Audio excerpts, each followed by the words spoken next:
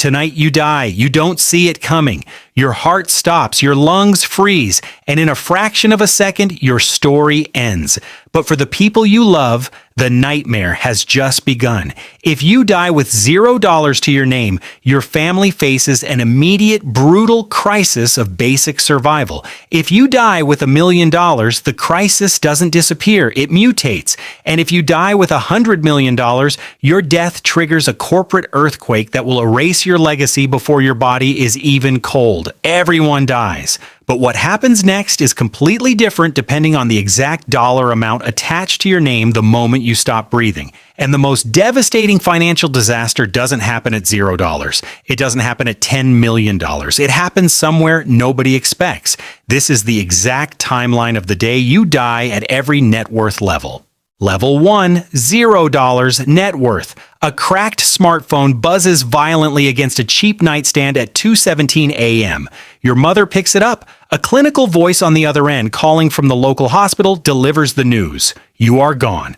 The shock sets in, the silence in the cramped apartment becomes deafening, but within hours, the crushing reality of your empty bank account violently interrupts her grief. You left behind nothing, no savings, no life insurance, no safety net, but the world doesn't care. The world demands to be paid. The hospital needs the bed. The morgue needs the body moved. A basic no-frills cremation costs roughly $2,000. Your family doesn't have it. They are instantly trapped between grieving their child and figuring out how to afford the cardboard box to burn you in.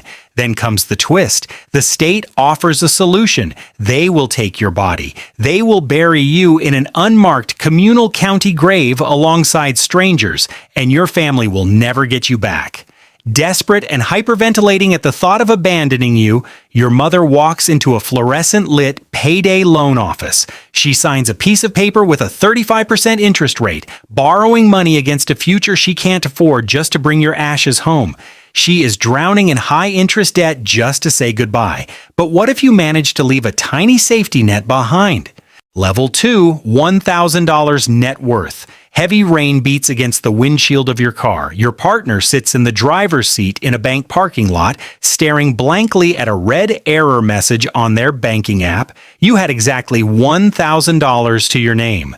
For a brief second yesterday, your partner felt a wave of relief. Rent is due tomorrow. That $1,000 is exactly enough to cover it. It buys them 30 days to breathe, to cry, to figure out how to survive without you. But they forgot how the system works. The moment your death certificate was logged into the state registry, a silent algorithm flagged your social security number. Before your partner even walked out of the funeral home, the bank legally froze your account. The money is right there. They can see the balance on the screen, but they cannot touch a single cent of it. Your partner walks into the branch begging the teller, explaining that the landlord is demanding rent in 12 hours. The teller offers a sympathetic smile and a devastating reality. Until the estate goes through legal clearance, a process that takes weeks, the money does not belong to them. It belongs to a frozen legal entity. Your partner is left sitting in their car, forced to call their landlord and beg for mercy, entirely broke despite having $1,000 locked behind a digital wall. A frozen $1,000 hurts, but burying a $10,000 dream is devastating. Level 3, $10,000 net worth. The slow, heavy sound of dirt hitting a wooden casket echoes across a quiet cemetery. Your spouse stands at the edge of the grave, clutching a folded American flag. You were proud. You worked overtime. You skipped vacations. And you managed to save $10,000 in a joint savings account. You thought it was your escape velocity. That money was the exact down payment you needed for your first home. It was the dream you talked about every night at the dinner table. You thought the dream would survive you. You were wrong. The funeral industry in America is an $8 billion machine, and they saw your family coming. In the fog of unbearable grief, A funeral director handed your spouse an itemized list. The casket, the embalming, the plot, the service, the transport, it totals exactly $8,500. The money you bled for, the hours of your life you traded away, doesn't go toward a home. It goes into a mahogany box that goes straight into the dirt. Your spouse signs the check, feeling a sickening pit in their stomach as they realize the truth. Your life savings just bought a tombstone. The house is gone. The future is gone. The dream is literally buried with you. Losing a dream is simple compared to the legal nightmare of leaving behind real assets. Level 4, $100,000 net worth. A loud knock on the front door. The mail carrier drops a thick stack of envelopes onto the porch, each one stamped with red paid due ink. You did everything right. You bought a house, built some equity, put money into a 401k, and kept a solid emergency fund. Your net worth on paper was $100,000. When you died, your family assumed they were protected. Then they met the American probate system. The state steps in and instantly throws a massive legal net over your life. Your checking account locked, your investments untouchable. The court demands a detailed inventory, appraisals, and legal filings before a single penny can be distributed. But here is the horrifying twist. The legal system takes 6 to 9 months to clear probate, but the mortgage company wants their payment in 15 days. Your family is entirely asset-rich, but completely cash-starved. They watch the unopened bills pile up on the kitchen island, knowing there is $100,000 sitting just out of reach behind a wall of legal red tape. To avoid foreclosure and ruin, your spouse is forced to put the family home on the market in a blind panic, selling it for a massive loss to a predatory cash buyer just to keep the lights on during the legal delay. They lose the home you worked so hard to provide. But losing a home is nothing compared to what happens when an entire business depends on your heartbeat. Level 5, $1 million net worth. The lights in your company office shut off. The parking lot is completely empty. At home, your spouse sits at the dining room table staring in horror as 3 different cell phones vibrate relentlessly. You were the golden goose. You were a high earner, a business owner, the driving force behind $1 million net worth. You provided a spectacular life. Private schools, nice cars, great vacations, everyone depended entirely on your brain, your charisma, and your energy. And that is exactly why your death is a financial catastrophe. Your family thought they were millionaires, but the twist destroys them. That $1 million wasn't sitting in a vault. It was the fragile valuation of your business and your client relationships. The moment your heart stopped, the business instantly lost 80% of its value. The cell phones vibrating on the table, that's your employees panicking about Friday's payroll. That's your biggest supplier demanding immediate cash for inventory because they know the founder is dead. That's your top 3 clients calling to cancel their contracts because they don't trust anyone but you. Your spouse, who has never run the daily operations, steps into the crossfire and is immediately suffocated. The bank catches wind of the chaos and calls in the commercial loans. Your family doesn't just lose their income, they inherit a collapsing empire. They drain their personal savings trying to keep your business afloat, pouring good money after bad. The $1 million dream becomes a financial prison, dragging your grieving family to the brink of personal bankruptcy as they desperately try to save your ghost.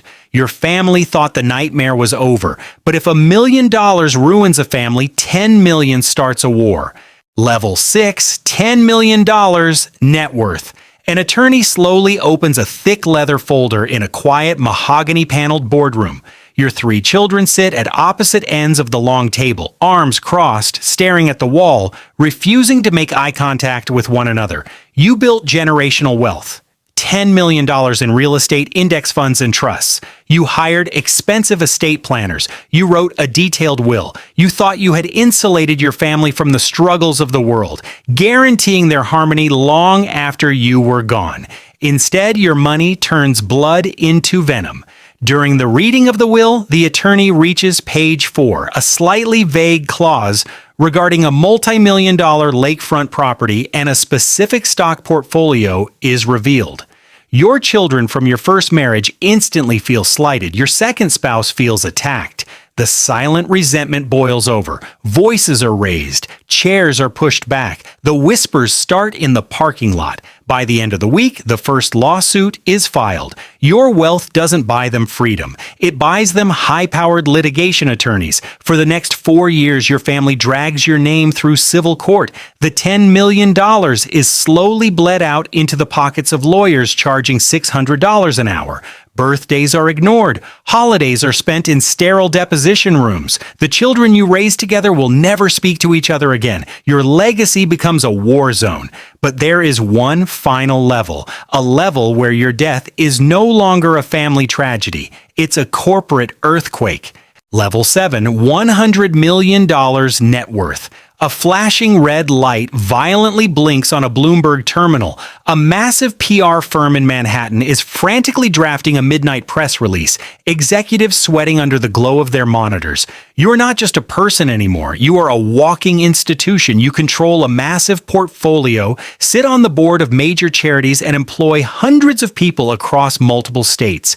Your family is financially invincible. They will never know what it means to worry about a mortgage, a medical bill, or a college tuition. But the moment your death hits the news wires, a brutal, silent coup begins. You spent your entire life building absolute control, but the final twist is that in death, you control absolutely nothing. Before your funeral is even planned, the board of directors convenes an emergency meeting. Terrified of a massive stock plunge and an investor panic, they execute a ruthless contingency plan. They immediately strip your family of their voting shares to appease institutional investors. The philanthropic foundation bearing your name is swiftly taken over by aggressive executives who pivot its entire mission to suit their own agendas. Your private jets are sold off. The loyal executives you mentored for decades are quietly fired and replaced. The media frames your life's work as a relic of the past. You thought your $100 million made you immortal. But within 30 days, your empire is dismantled piece by strangers holding fountain pens, and your legacy is entirely erased from the earth. Money does not determine whether you die, it does not stop your heart from failing, and it does not dry the tears of the people standing over your grave. What it does is completely change the reality of what happens to everyone else the morning after you are gone. It dictates whether your mother has to beg for a payday loan to bury you, whether your partner has to beg a landlord for mercy, whether your children turn into bitter enemies, or whether your life's work is wiped out by a ruthless boardroom. The truth is, your net worth isn't really about your life. It's the exact blueprint for the scale of the problems you leave behind.